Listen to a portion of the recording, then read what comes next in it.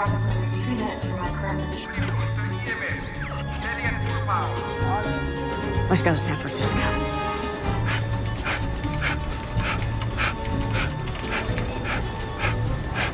Legendary? All I asked for was a frickin' rotating chair, okay? Okay. Put yourself in their shoes for a sec. Well done, number one advisor. Okay. Sick as a dog now. Some dude, a YouTuber.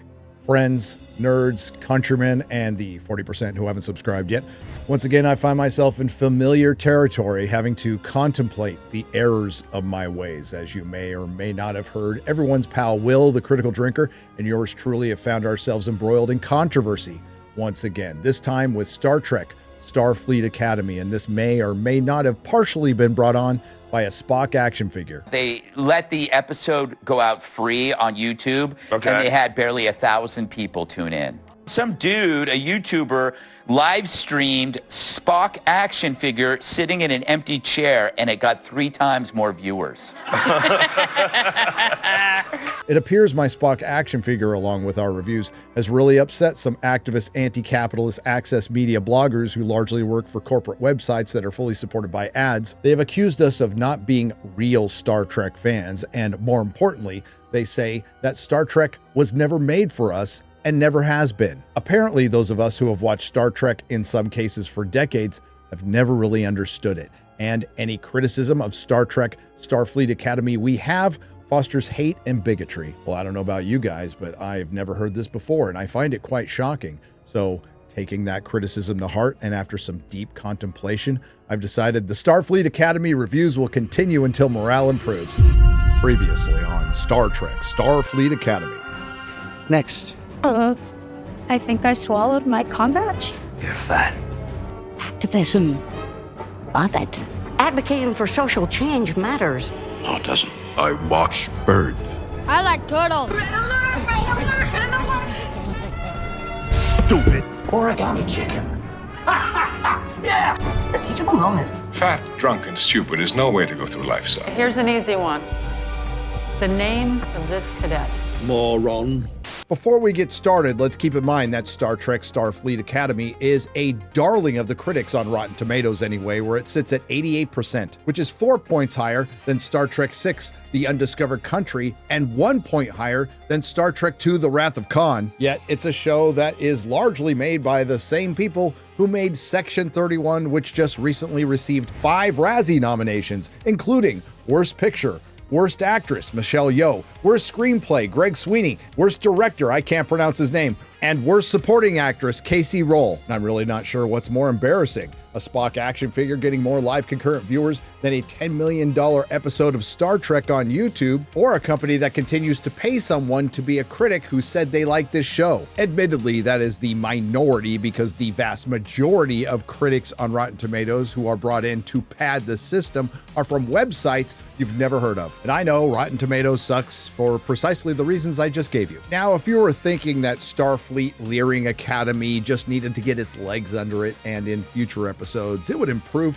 you'd be wrong. While Star Trek the original series, that I just call Star Trek, takes place in the 23rd century, and TNG, DS9, and Voyager take place in the 24th century, Starfleet Academy takes place in the 32nd century. That's 1,100 years in the future, where apparently you still use earbuds, but we know these are future earbuds because they have green LEDs, which we actually have now. And apparently everybody just exercises the same way in 1,100 years, except this time we know it's the future because they have an LED jump rope, which they have now. And yes, I know they've done this in cheap previous sci-fi shows and done it a little bit in Star Trek, but gone are the days of the show that inspired things like the iPad. And I have a genuine question. Does Darum, who is a new race of the Cahonians, a humanoid race with 2 forms, a human-looking form and some sort of fish person form, do you need to exercise them differently? Or is he just a mutant? Because Kurtzman wasn't kidding when he said this is X-Men First Class meets Harry Potter meets Star Trek.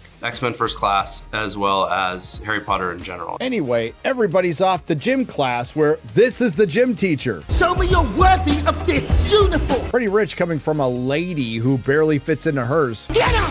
You look weak, right? Weak. I'd like to see it do one push-up or even complete a 10-yard dash. And it's here I'd like to once again point out the lack of imagination, originality, or even talent when it comes to Kurtzman Trek. One of the biggest criticisms of Jar Jar Abrams' Trek was the excessive use of lens flares, which was Jar Jar Abrams in his own horrible way ripping off Steven Spielberg. Something Jar Jar Abrams himself said became this thing, and it was ridiculous. There was this idea we had that the future was so bright that it just couldn't be contained. And I overdid it. Then I went further. I realized it was preposterous and I had to pull back. And here we are almost 17 years later and Kurtzman's still using them excessively. But it's here during gym class we see the origins of our little conflict between Gryffindor and Slytherin. Starfleet Academy and the War College. When a Vulcan, who are famous for their hijinks and aggression, throws a ball at Caleb's head. And then Caleb gets squared up on by a midget Romulan who talks just like kids do today. I bet that's going to lead to trouble, but before we get to that, we find out that another Kurtzman Trek character is gay. You know, I used to know a guy like that War College bicep back on Colonia.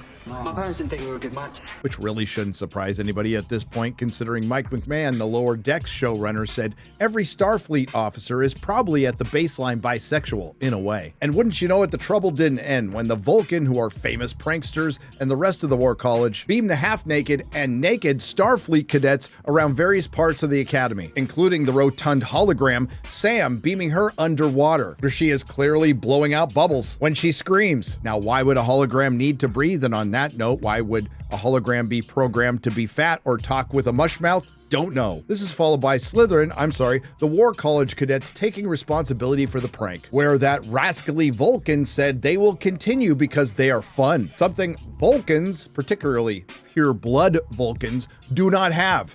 You must learn to exercise control over your own imagination. Sure, they take satisfaction in things, but no Vulcan would use the word fun. Maybe fascinating. Fascinating. Oh, and let's not forget the little Romulan girl flipping the double bird. Then the credits roll, which are dominated by the 21 producers that work on this show. And yes, this episode's premise is we have a wacky prank war on our hands. We are about to have a prank war on our hands just as the Oversight Committee arrives. And that's exactly the conversation Laura Thok, the half Jem'Hadar, half Klingon, which shouldn't be possible in Star Trek, but they're rolling with it anyway in Kurtzman Trek, has with Holly Hunter, who looks like she's having a stroke. That's some good thumbnail material. I can promise you, they shenaned once, they'll shenan again. And in this conversation, and quite frankly, the rest of the episode, we get a performance from Holly Hunter that will go down in Star Trek history. It will be remembered with the likes of William Shatner's performance in Star Trek VI, The Undiscovered Country, or Patrick Stewart's performance in Tapestry, or, dare I say, Avery Brooks' performance in the Pale Moonlight, for all the opposite and wrong reasons. Now, we've already gotten plenty of modern vernacular, and believe me, there is more on the way, and we've already got some cussing, but we need it from the Chancellor. Lord, this is kid shit. Forgive my language. I'm pro-kid shit. Now, are they getting a little meta there because the writers of this show are sensitive to the criticism of all the foul language that they put in Star Trek where it doesn't belong? Yes, but then they follow it up with this. They grew up in the burn. I'm not going to crush the life out of them any more than the universe already has. Now, if you want to know what the burn is, please see my last Starfleet Academy video. But if Kurtzman Trek is trying to make an analogy of kids growing up during a crisis of, say, extenuating circumstances beyond their control like COVID, that's pretty rich coming from a show that has this guy in it. The vaccine.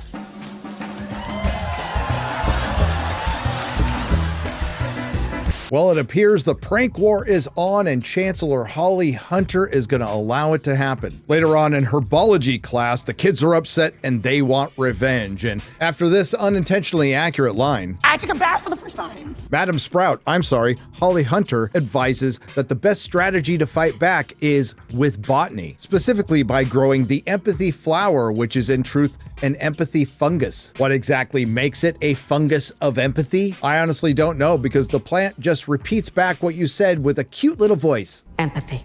You keep using the word. I don't think it means what you think it means. And because if that were empathy, then a parrot would be an empathy bird. Maybe this is the Hollywood definition of empathy, which is essentially telling you what you want to hear. But it turns out our sensitive bird-watching Klingon Jaden has discovered that the War College didn't even come up with that prank on their own. They actually stole it from a previous prank, where we get another line that unintentionally describes Alex Kurtzman. Then you've already learned your opponent's lack of imagination. And why is that line applicable? Because Alex Kurtzman is famously, in my opinion, the biggest thief in Hollywood. And if you need proof, well, this is within a scene that rips off from Little Shop of Horrors.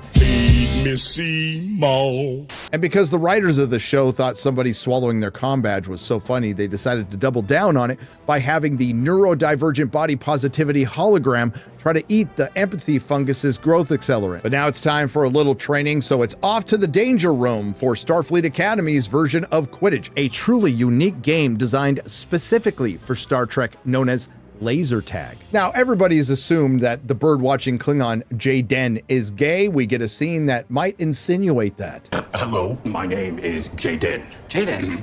I'm Kyle. I'm rooting for you, shippers. No, actually, I'm not. Speaking of shipping, we get a little romantic scene between Caleb and Brett Cooper, where he is able to easily accomplish something that's really difficult for any woman or man in the WNBA. Hit an easy layup. There's another laser tag competition to find out who will be the captain of the Starfleet Academy team between Darum and Genesis, and in a shocker for Kurtzman Trek, the dude won. Following that, Holly Hunter supposedly tries to talk the Chancellor of the War College out of this prank war. But I think it's time we have a serious conversation about this creative choice to have Holly Hunter spasm all over chairs, davenports, and couches. Now, apparently this was Holly Hunter's creative decision. Her character in the show is over 400 years old, and she believes this is how a over 400-year-old person would sit. It's supposed to show that she is a free spirit. She marches to the beat of her own drum, and her matriarchal power is not bound by the misogynistic, jingoistic, militaristic, patriarchal, and fascist constructs of the old Starfleet and the War College. What it ends up looking like is somebody who's spun out on a cocktail of SSRIs and Adderall. But now it's time for a secret game of laser tag between Slytherin and Gryffindor, after the new Captain Darum challenged Johnny Spocksville, and in a scene set to music that sounded like Daft Punk with Alzheimer's, Slytherin hands Gryffindor an ass whooping, and the only time they win a match is when Genesis takes over, because there's no shortage of girl bossing in Kurtzman Trek, and doing what he should have done from the beginning, Darum, our toxic bisexual male, quits being captain and hands it over to Genesis. Specifically in these laser tag scenes, I would like to take this moment to praise Kurtzman Trek, who has always been a champion of inclusivity and diversity, with their representation of body positivity and neurodivergence in the sentient hologram character of Sam.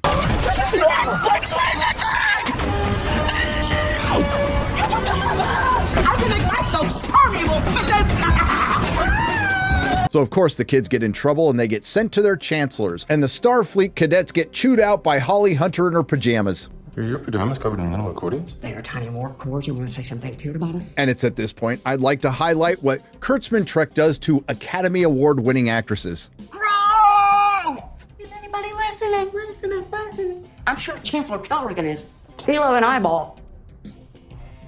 Out! I guess Michelle Yeoh should have warned her. So throughout the entire episode, Holly Hunter has been trying to spell out specifically what the cadets need to do to get back at the War College by preaching patience and empathy as a strategy. And after randomly walking by some empathy fungus, they finally figure it out. But before we get to that, we get the least surprising revelation of all. Tig Notaro and Laura Thok are a couple, at least until the USS U-Haul shows up, and that was preceded by Tig Notaro giving parental advice, because anybody in this show that has a dad has daddy issues. So once again, through Holly Hunter's speech where she was contorting on a chair, she essentially laid down the plan to get back at the War College, and it was pretty simple. Just make sure the kids randomly walk by an empathy fungus and then figure out you need to be patient and grow them quickly, which would be the opposite of patience, by juicing up the growth accelerant, and then find some space space snot to replicate the eyeball of the War College Chancellor. And I know what you're asking now, dear viewer. If you can replicate an eyeball, why are people wearing glasses? And on that note, if you could transfer a consciousness into a robot body, why are people in wheelchairs or deaf? Anyway, they replicate the eyeball so they can get past the biometric security of the War College and plant the empathy fungus, where it grows uncontrollably and probably kills 9 or 10 students. And the Starfleet Academy cadets are really proud of themselves in a shot that looks like it's straight out of a Pfizer commercial. I think the writers wanted to get across that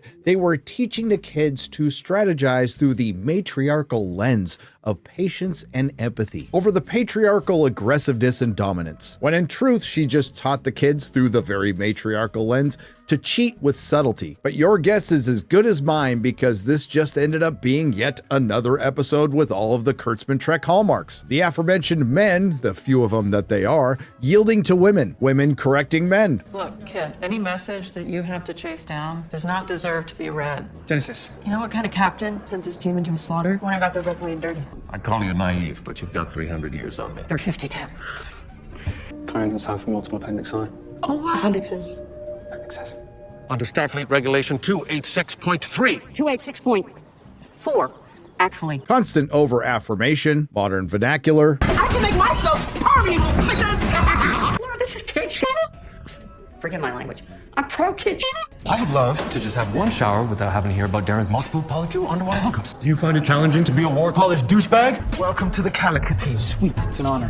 They shenaned once, they'll shenan again. Well done, number one. Feelings in hallways, feelings in corridors, feelings on basketball courts. It's shot like a commercial, the writing is absurd and the acting is awful, and not a shred of masculinity to be found, but it is unintentionally hilarious. And it's absolutely the Acolyte of Star Trek. Just as the Acolyte was Kathleen Kennedy's Disney Star Wars in its final form, Star Trek Starfleet Academy is Kurtzman Trek in its final form. And tell me if you haven't heard this one before. You take a beloved intellectual property that used to be made for everyone, dumbed it down, vandalized it beyond all recognition, alienating your longtime fans, all in the search for the mythical modern audience, which they found. Unfortunately, that's the other commonality with the Acolyte, who did find a very passionate audience with numbers big enough to get it canceled. And while the new head of Paramount, David Ellison, is desperately trying to buy Warner Brothers, I don't think letting Starfleet Academy see the light of day is helping his cause. And let's not forget, there wouldn't have been